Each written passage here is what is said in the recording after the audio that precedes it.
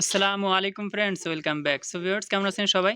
আশা করছি সবাই অনেক সুস্থ রয়েছেন এবং সুন্দর রয়েছেন। সো ভিউয়ার্স, গত ভিডিওতে আপনারা দেখছিলেন যে আমাদের হাঁসের বাচ্চাগুলো খাবার খাচ্ছিল না। আলহামদুলিল্লাহ, আজকে সকালে আমরা যখন খাবার দিয়েছি, খাবারও খাচ্ছে এবং পানি দিয়ে দিয়েছি, পানিও খাচ্ছে। আর এই পানির মধ্যে আমরা দিয়েছি ঠান্ডার যে ওষুধটা, সেটা হচ্ছে ডক্সি এভেট, এই ধরনের ওষুধ। সো এখন ওই ওষুধের মধ্যে আমি দিয়ে দিয়েছি এবং তার সাথে এই যে খাবারটা দিয়েছি, খাবারের মধ্যেও হালকা পানি দিয়ে দিয়েছি।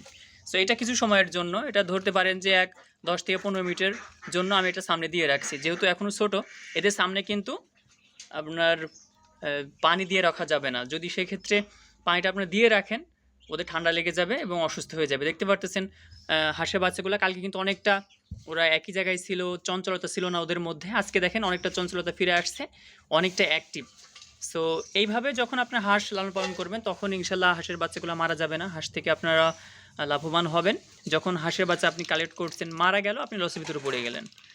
সো এখন বাদ বাকি কন্টিনিউ আমি আপনাদের মধ্যখানে ভিডিও আপলোড করব, কিভাবে কি লালন পালন করবেন ডিটেলস পরবর্তীতে জানতে পারবেন। আর এই খাবারটা, এই যে দেখতে পাচ্ছেন 0 সাইজের খাবার, এর মধ্যে হালকা একটু পানি দিয়ে দিয়েছি, এই ওষুধের পানিটা দিয়েছি এবং এরা কিন্তু মাশাআল্লাহ পানিও খেয়েছে এবং খাবারটাও খেয়েছে।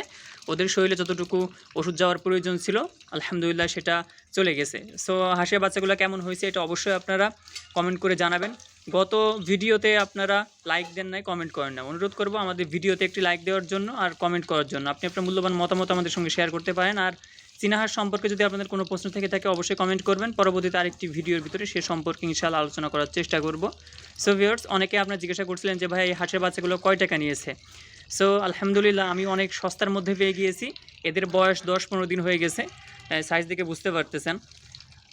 এই হাঁসের বাচ্চাগুলো আমি জোড়া কিনেছি 300 টাকা করে।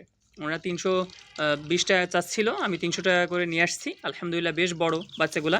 এর আগে যে বাচ্চাগুলো আমি কালেক্ট করছিলাম, ক্রয় করছিলাম, ওই বাচ্চাগুলো নিছিল 320 টাকা করে, একদিনের বাচ্চা, মানে 2-3 দিন হবে এরকম, 2-3 দিনের বাচ্চা আর কি। আর এটা কিন্তু আপনার 10-15 দিন হয়ে গেছে। সেই ক্ষেত্রে বলতে পারেন যে আমি লাভবানই হয়েছি। আর সে পিস নিয়েছে 150 টাকা, জোড়া 300 টাকা। সো অনেকে আপনারা আমার কাছে বাচ্চা চান যে ভাইয়া চীনা হাঁসের বাচ্চা দরকার। আমি তো আসলে এইভাবে বড় কোনো খামারি না, জাস্ট কিছু হাঁস আমি লালন পালন করি নিজের শখের বশে। আর হাঁস সম্পর্কে আপনাদের মধ্যখানে আমি ভিডিও আপলোড করি, যেটা আমি শিখি, যেটা আমি জানি, যেটা আমি বুঝি, স্টাডি করি যতটুকু, সেটা আমি আপনাদের মধ্যখানে শেয়ার করি। সো আশা করি বিষয়গুলো আপনারা ক্লিয়ার হয়েছেন। পরবর্তীতে আরেকটি ভিডিও নিয়ে আমি রেজওয়ান আপনাদের মধ্যখানে উপস্থিত হয়ে যাব। পরবর্তীতে আমরা আলোচনা করব যে হাঁস অল্প দিনের মধ্যে কিভাবে আপনারা আপনাদের হাঁসগুলা বড় করতে পারেন, সেটা নিয়ে ভিডিও করব। এক ভাইয়া কমেন্ট করছিলেন যে ভাইয়া আমার হাঁসের বয়স প্রায় 1.5 মাস হয়ে গেছে, কিন্তু মনে হচ্ছে যে 2 সপ্তাহ বয়স তাদের। সো এটা নিয়ে পরবর্তীতে ভিডিও করব। অল্প টাইমের মধ্যে, অল্প সময়ের মধ্যে চীনা হাঁসের বাচ্চাগুলা কিভাবে আপনারা বড় করবেন সেটা নিয়ে।